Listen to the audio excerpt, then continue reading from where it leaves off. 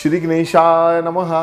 प्रिय दर्शकों, मैं आपका आचार्य पंकज शास्त्री आपके पसंदीदा कार्यक्रम में मैं आप सभी का हार्दिक स्वागत करता हूं, हार्दिक अभिनंदन करता हूं। कार्यक्रम को इतना स्नेह एवं प्रेम देने के लिए आप सभी का तहे दिल से बहुत बहुत धन्यवाद। ईश्वर आपको बहुत खुश रखें, ऐसी मेरी प्रार्थना है। प्रिय दर्शकों, कार्यक्रमों की श्रृंखला को आगे बढ़ाते हुए आज हम अपने एक नए विषय के ऊपर चर्चा करेंगे। विषय वो जो आप हमें बता दें। तो अभी के जो विषय चल रहे हैं वो राजयोग के ऊपर चल रहे हैं। जन्म कुंडली में कैसे कैसे राजयोग हैं, कैसे कैसे कौन कौन से ग्रहों के साथ संबंध होता है।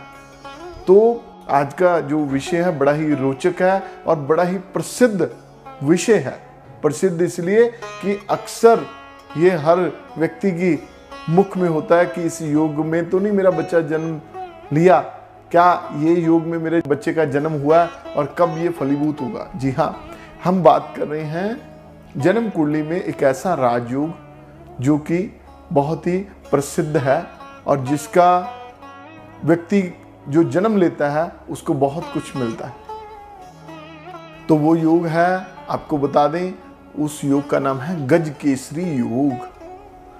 प्रिय दर्शकों, गजकेसरी योग एक ऐसा राजयोग है कि जब किसी व्यक्ति की जन्म कुंडली में ये योग में जातक पैदा होता है तो समझ लीजिए कि भगवान कुबेर की अपार कृपा होती है। लक्ष्मीवान, गज का मतलब होता है हाथी।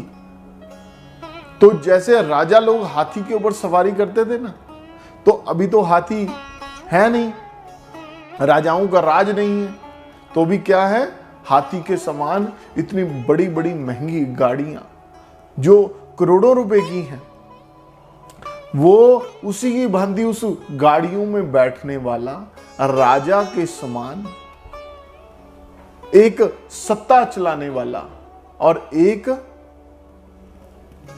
अमीर धनाढ्य परिवार में जिसका जन्म हुआ और ऐसे योग में जिसका जन्म होता है, वो ऐसे परिवार में ऐसा उसका स्वभाव होता है, जीवन में उसको ऐसी ऐसी उपलब्धियां मिलती हैं। लोगों के साथ मीठा व्यवहार रखने वाला, लोगों को समझ लीजिए कि देने का ही एक, जैसे राजा प्रजा को खुश रखने के लिए अपने खर्च से लोगों की सेवा करता था, वैसे ही ऐसा व्यक्ति जो गजकेसरी योग में जिसका निर्माण होता है, जिस जातक का जन्म होता है, वो ऐसे ही लोगों की सेवा करता है। प्रिय दर्शकों, गजकेसरी योग कैसे बनता है अब ये भी हम जान लें। अब गजकेसरी योग का मैंने आपको अर्थ तो बता दिया और आप समझ भी गए।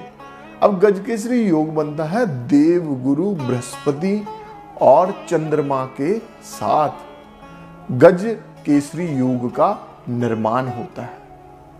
देवगुरु बृहस्पति जो हैं वो हमें पता है कि नवग्रहों में देवताओं के गुरु हैं और धन के कारक हैं, सुख समृद्धि के कारक हैं, लक्ष्मी के कारक हैं, ऐश्वर्य के कारक हैं, विद्या के कारक हैं और अच्छी निपुणता के कारक हैं।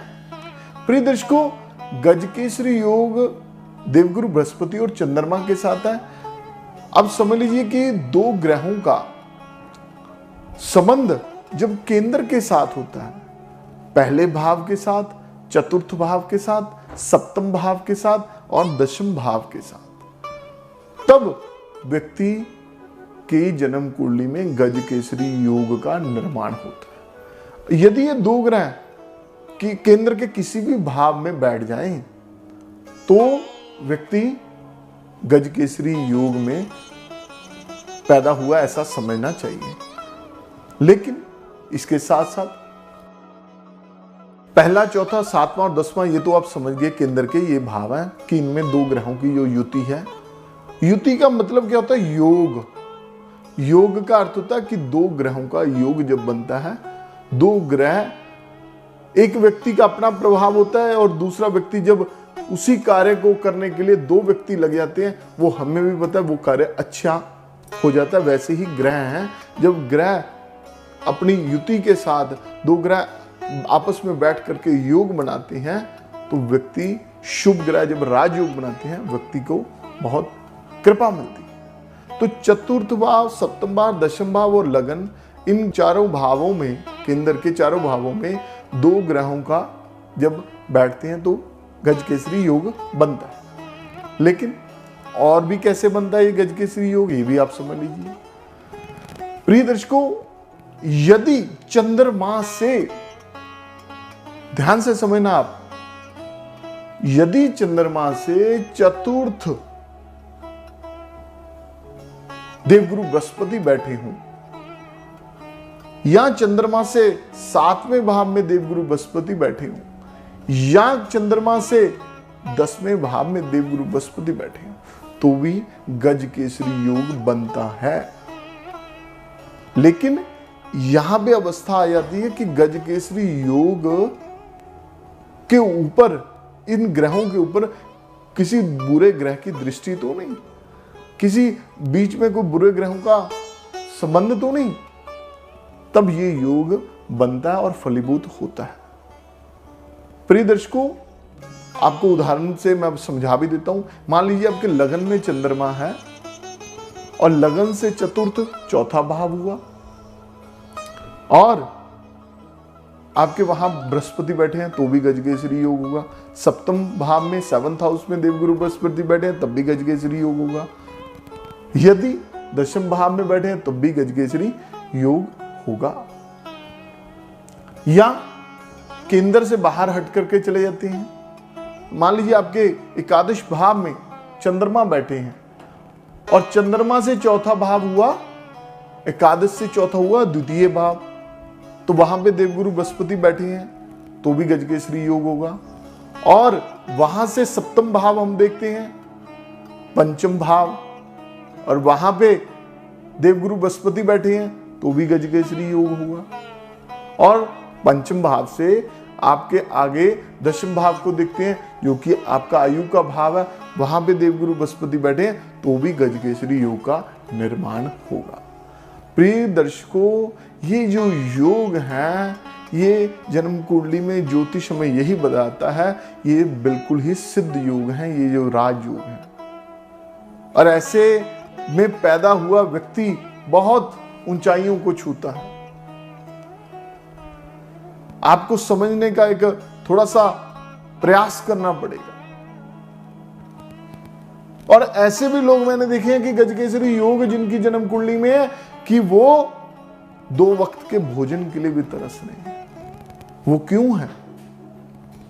वो इसलिए है प्रिय दर्शकों कि उनकी जन्म कुंडली में गजकेसरी योग तो है, परंतु उसके साथ साथ वो देवगुरु बृहस्पति की उनकी जन्म कुंडली में अभी दशा नहीं आई, चंद्रमा की अभी दशा नहीं आई, बृहस्पति में चंद्रमा का भी अंतरदशा नहीं आई, यहां चंद्रमा में देवगुरु बृहस्पति की अंतरदशा नहीं आई।